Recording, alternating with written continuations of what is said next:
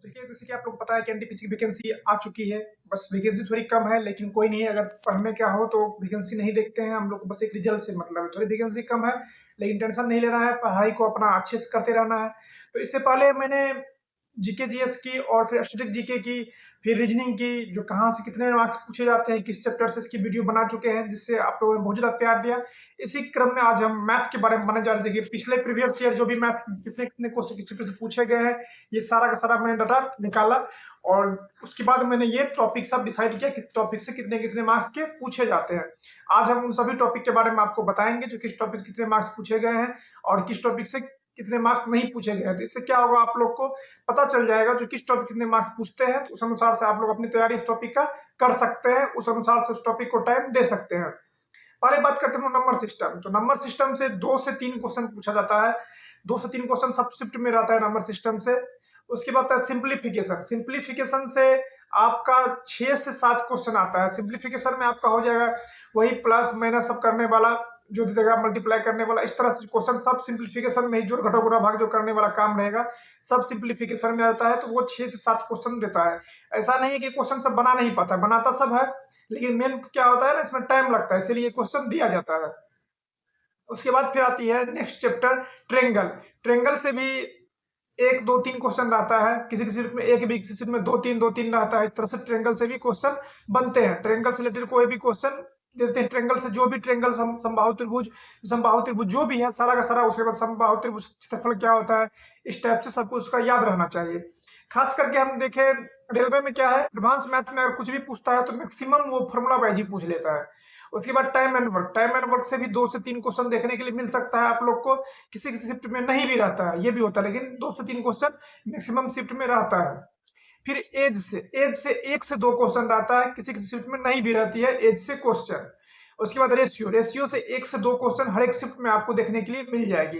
Ratio एक सब chapter है जिसमें बहुत सारा यूज है उसका, तो 1 से 2 क्वेश्चन इसका देखने के लिए मिलती है।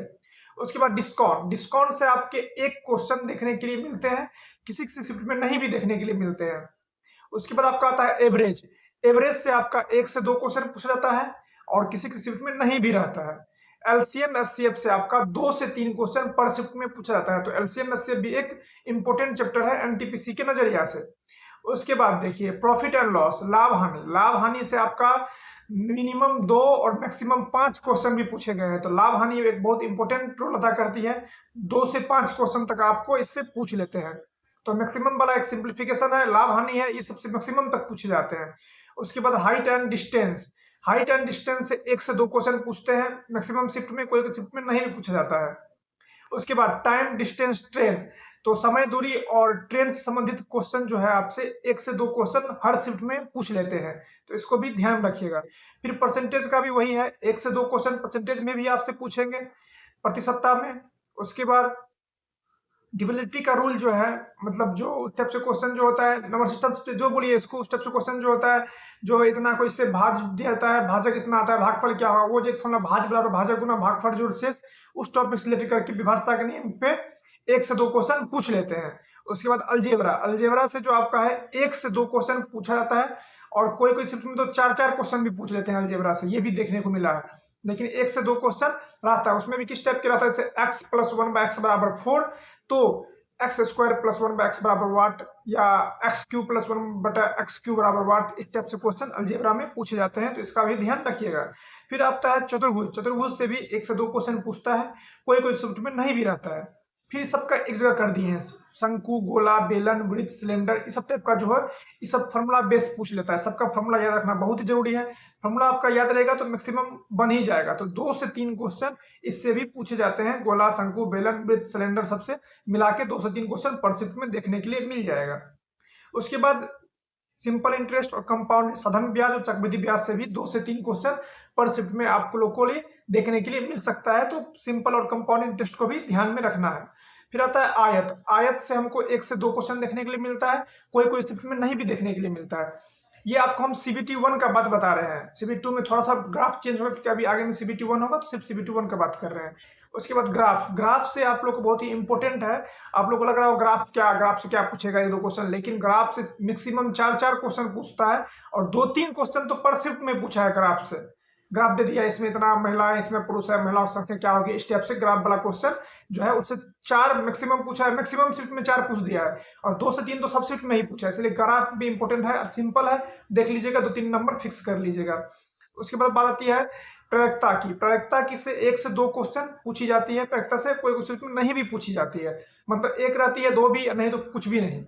फिर ट्रिगोनोमेट्री से भी 1, 2, 3 क्वेश्चन रहता है, किसी शिफ्ट में 1, किसी में 2, किसी में 3, लेकिन क्वेश्चन 1-2 क्वेश्चन मिल जाता है हर एक शिफ्ट में। उसके बाद माध्य माध्यक बहुलक से मिला के आपको 1 से 2 मार्क्स का पूछा जाता है, वो कोई इतना हार्ड नहीं रहता है, वो इजी पूछा जाता है। माध्य बहुलक इस तरह से माध्य का ऐसा को दे देगा, बोलेगा इसका माध्य का क्या होगी, तो इजी ही रहता है, कोई हार्ड नहीं रहता है, इस तरह से पूछे जाते हैं। फिर आपका वर्ग और वर्गमूल से 1 से 2 क्वेश्चन रहता है, और कोई कोई शिफ्ट में वर्गमूल क्वेश्चन नहीं भी रहता है, जैसे 3604 या लंबा क्वेश्चन देते हैं, इसका वर्गमूल कितना होगा, इस टाइप से पूछते हैं, बहुत शिफ्ट में नहीं भी रहते हैं। उसके बाद बहुभुज, बहुभुज से भी 1 से 2 क्वेश्चन रहते हैं, कोई कोई शिफ्ट में नहीं भी रहते हैं। तो बहुभुज में जैसे समबहुभुज, अष्टभुज की भुजाओं की संख्या कितनी होगी, बाह्यकोण कितना होगा, इस टाइप से क्वेश्चन पूछते हैं बहुत सारे शिफ्ट में। उसके बाद साझेदारी, तो साझेदारी से भी क्वेश्चन पूछता है, लेकिन ज्यादा शिफ्ट में नहीं देखे हैं, 1-2 शिफ्ट में कभी कभार 1-2 क्वेश्चन देखने के लिए मिलता है, तो इस टाइप से रहता है। ये जितने भी चैप्टर है, सभी कुछ चैप्टर से आपके एग्जाम में क्वेश्चन आते हैं, और इस अनुसार से आते हैं, जो आपको बाहर में शो कर रहा भी होगा, तो आप लोग सब अपना लिख लीजिएगा, उस अनुसार से तैयारी कीजिए। जो ज्यादा इंपॉर्टेंस है उसको ज्यादा इंपॉर्टेंस दीजिए, जो कम इंपॉर्टेंट है उसको कम इंपॉर्टेंस देके आप कम समय में अपना बेहतर तैयारी कर सकते हैं। उम्मीद करते हैं आपको वीडियो अच्छा लगा होगा। वीडियो अच्छा लगा हो तो एक लाइक, और चैनल को सब्सक्राइब करना ना भूले। कोई भी लेटेस्ट अपडेट के लिए, कोई भी अपडेट आएगा तो आपको हम वो बताते रहेंगे। आपका एक लाइक हमें जरूर मोटिवेशन देता है, तो इसीलिए एक लाइक और सब्सक्राइब जरूर कर दे। जय हिंद, जय भारत।